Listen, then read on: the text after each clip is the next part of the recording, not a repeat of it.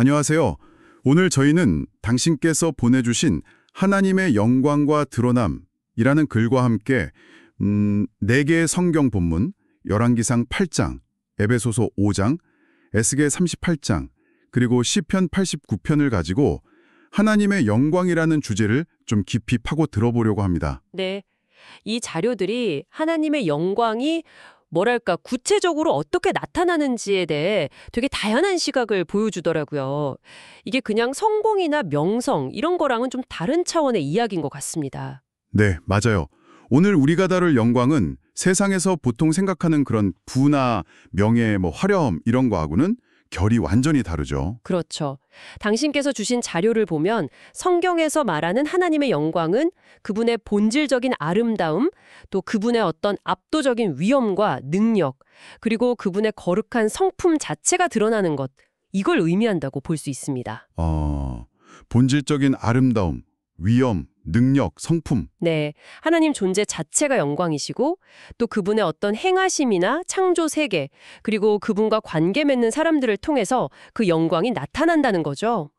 오늘 살펴볼 이 네 본문이 이 영광이 얼마나 다채롭게, 때로는 좀 예상치 못한 방식으로 나타나는지를 잘 보여줄 것 같습니다. 네, 기대되네요.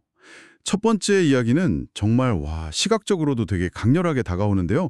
열왕기상 8장에 나오는 솔로몬 성전 봉헌식 장면이잖아요. 네, 아주 유명한 장면이죠. 솔로몬이 기도를 딱 마치니까 하늘에서 불이 내려와서 제물을 태우고 여호와의 영광이 성전에 가득 찼다. 이렇게 기록돼 있어요. 그 영광이 너무 압도적이어서 제사장들이 감히 성전에 들어가지도 못하고 섬기는 일을 계속할 수 없었다고 하죠.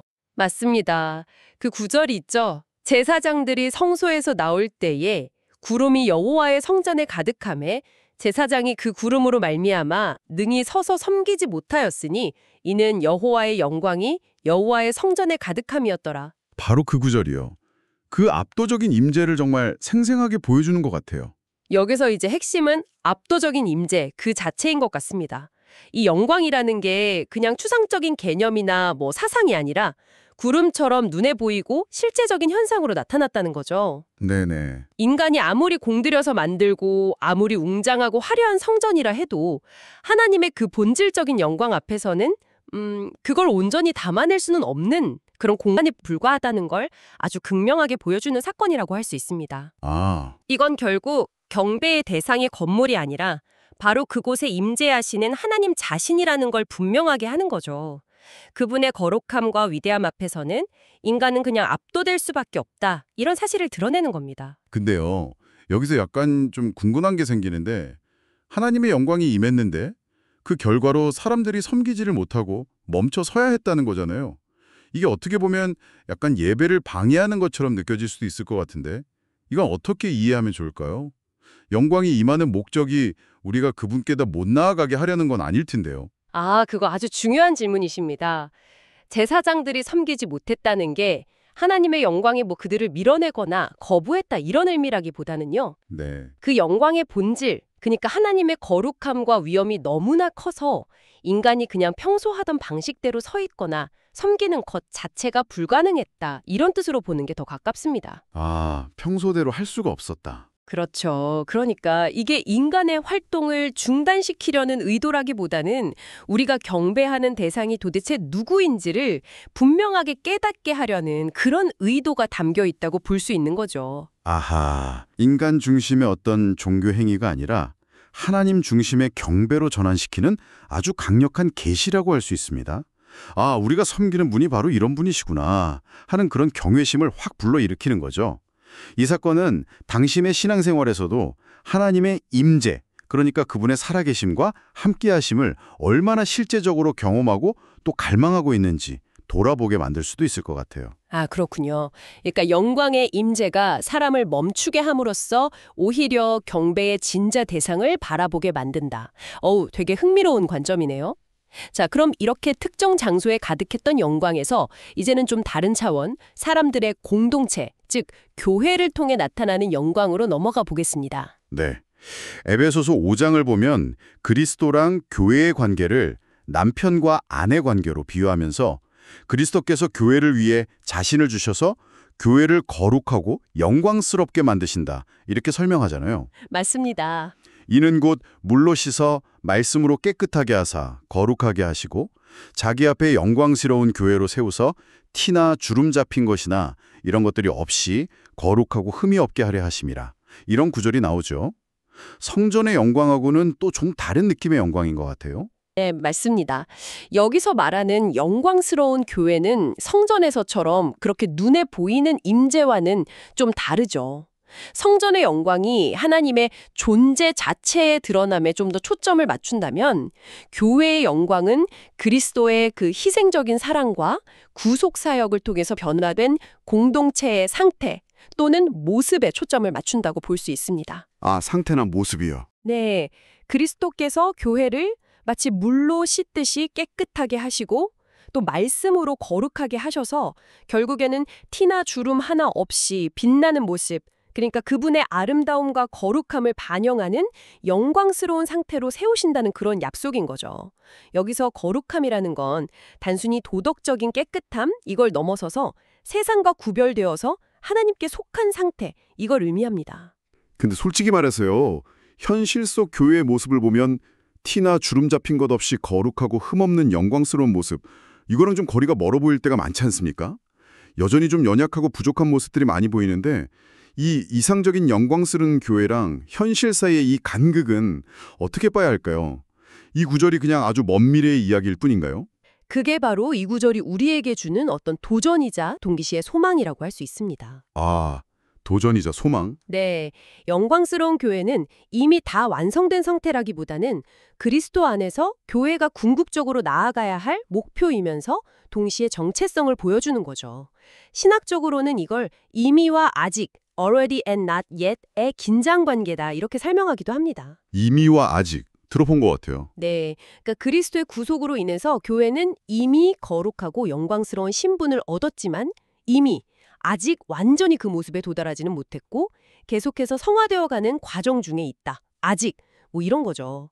중요한 것은 이 영광이라는 게 우리 스스로의 노력으로 얻어지는 게 아니라 그리스도께서 이루시는 일이라는 점입니다. 아, 우리가 만드는 게 아니라 그리스도께서. 그렇죠. 그리고 당신, 그러니까 개개인의 성도는 바로 이 영광스러운 교회를 이루는 지체로서 부름받았다는 사실입니다. 따라서 그냥 교회에 소속되는 걸 넘어서서 그리스도의 성품을 닮아가면서 개인적인 거룩감을 추구하고 또 공동체 안에서 서로를 세워주면서 함께 그 영광을 향해서 나아갈 책임과 특권이 우리에게 있는 것이죠. 개인의 성화가 공동체의 영광과 아주 밀접하게 연결되어 있습니다. 아, 개인의 성화 추구가 결국 공동체 전체를 영광스럽게 만드는 과정에 기여한다, 이런 말씀이시군요. 이상과 현실의 그 긴장 속에서도 방향성을 잃지 않는 게 중요하겠네요. 네, 그렇습니다. 자, 지금까지는 하나님의 임재나 공동체의 변화 같은 어떻게 보면 좀 긍정적인 맥락에서 영광을 봤다면 이번에는 좀 더 도전적이고 어쩌면 약간 불편하게 느껴질 수도 있는 측면을 한번 살펴보겠습니다. 바로 심판을 통해 드러나는 영광인데요. 네, 그렇죠. 에스겔 38장을 보면 곡과 마곡으로 상징되는 아주 거대한 악의 세력을 하나님께서 심판하심으로써 당신의 위대함과 거룩함을 모든 민족 앞에 드러내실 것이다. 이렇게 예언하거든요. 이같이 내가 여러 나라의 눈에 내 위대함과 내 거룩함을 나타내어 나를 알게 하리니 내가 여호와인 줄을 그들이 알리라. 이런 말씀처럼요. 아니, 심판이 어떻게 영광이 될 수 있을까요? 네, 이 부분이 이제 하나님의 영광에 대한 우리의 이해를 좀 더 확장시켜주는 지점입니다. 영광이라는 게 단지 어떤 친절함이나 축복의 형태로만 나타나는 게 아니라 그분의 흔들리지 않는 공의, 그리고 절대적인 주권, 그러니까 모든 것을 다스리시는 그 통치력을 통해서도 아주 강력하게 드러난다는 것을 보여주는 거죠. 아, 공의와 주권. 네.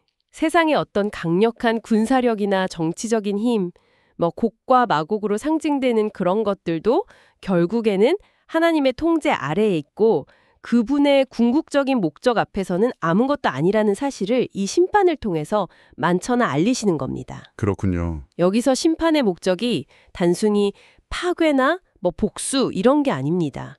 오히려 이 심판을 통해서 하나님의 참된 성품, 즉 그분의 거룩하심, 악을 요문합하지 않으심, 그리고 위대하심, 모든 것을 주관하심을 드러내서 모든 민족이 아, 저분이 진짜 하나님이시구나 하고 알게 하려는데 그 목적이 있는 거죠.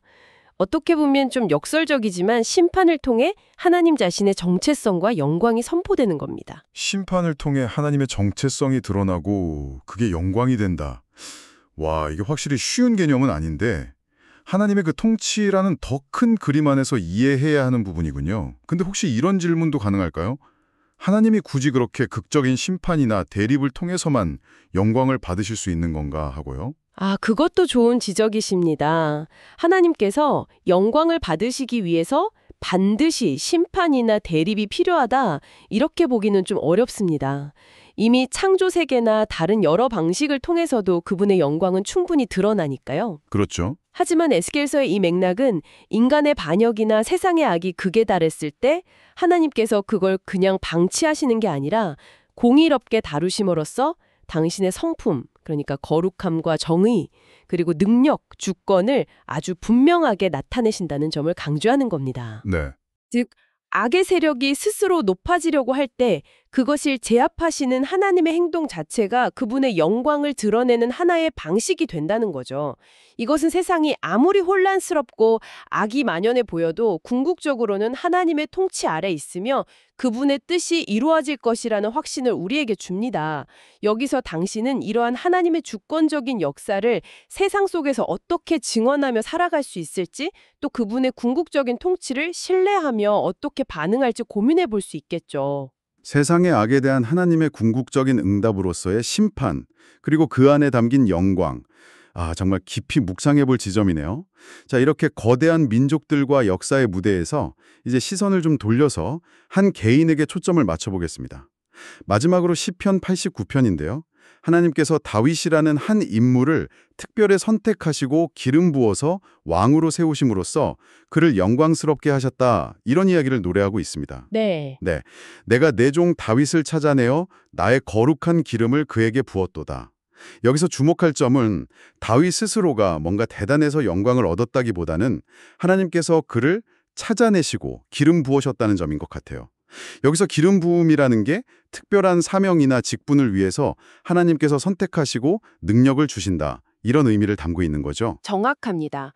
이 네 번째 측면은 영광의 또 다른 아주 중요한 특징을 보여주는데요.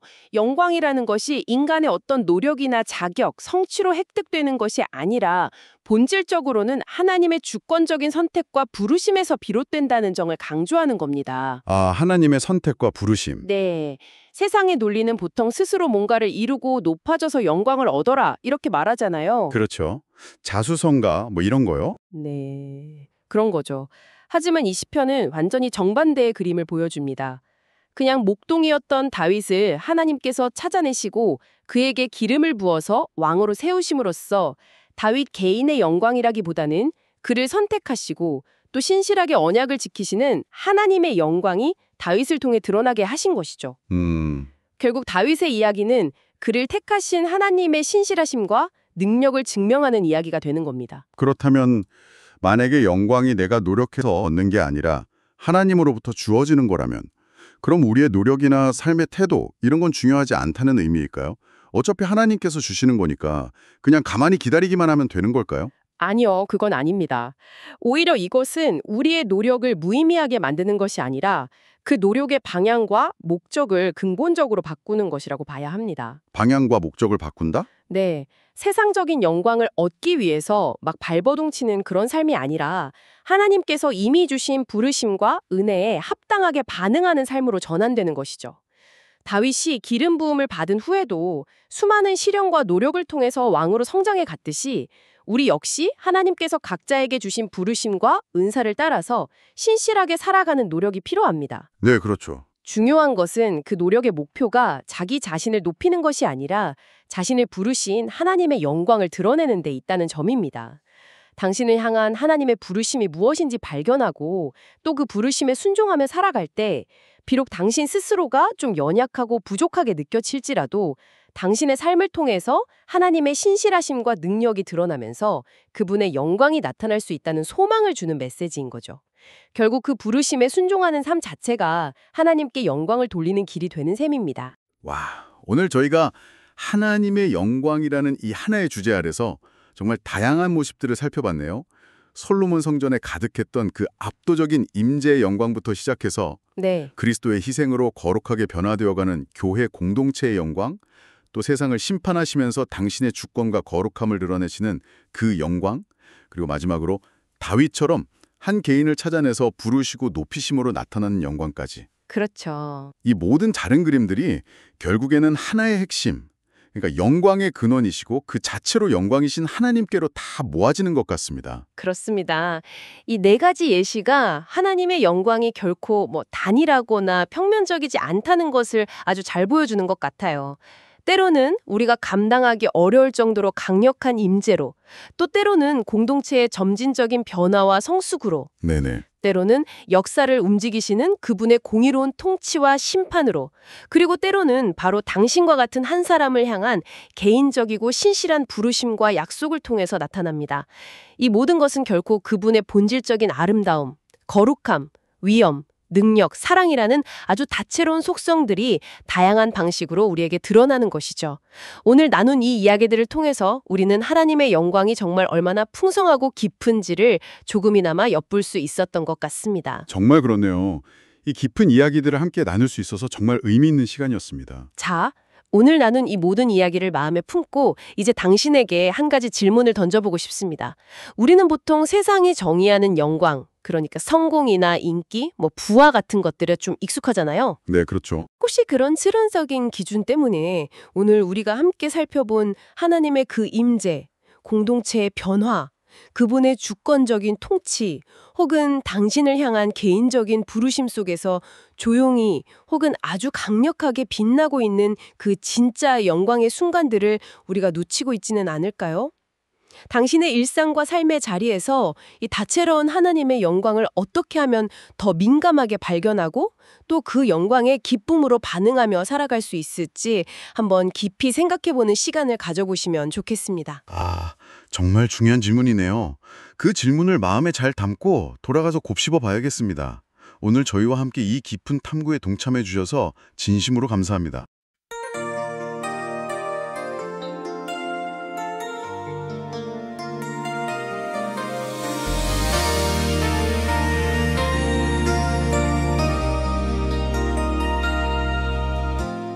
솔로몬의 성전에 가득한 구름, 제사장들 감히 설 수 없었네. 주의 압도적인 임재와 영광, 우리의 예배 가운데 임하시네. 오 하나님의 영광, 영원한 아름다움, 세상의 어떤 것도 비교할 수 없네. 거룩하고 흠없는 교회를 세워 모든 민족의 눈앞에 드러내시네. 그리스도 피로 거룩해진 교회, 흠없고 영광스러운 주의 신부라.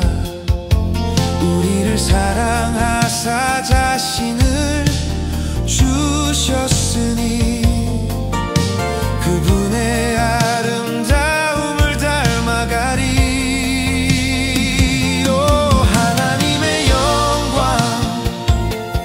영원한 아름다움, 세상의 어떤 것도 비교할 수 없네. 거룩하고 흠없는 교회를 세워 모든 민족의 눈앞에 드러내시네.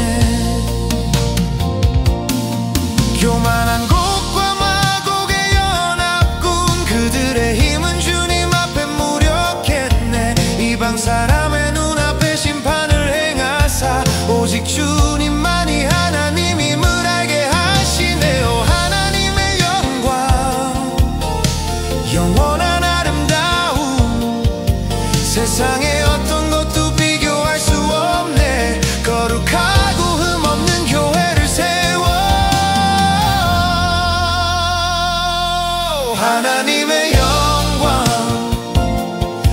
영원한 아름다움 세상에 어떤 것도 비교할 수 없네.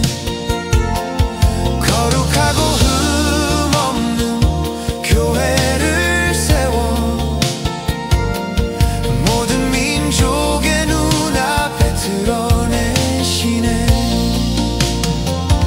연약한 나를 찾아내 기름 부으사 주님의 영광스러운 도구 삼으시니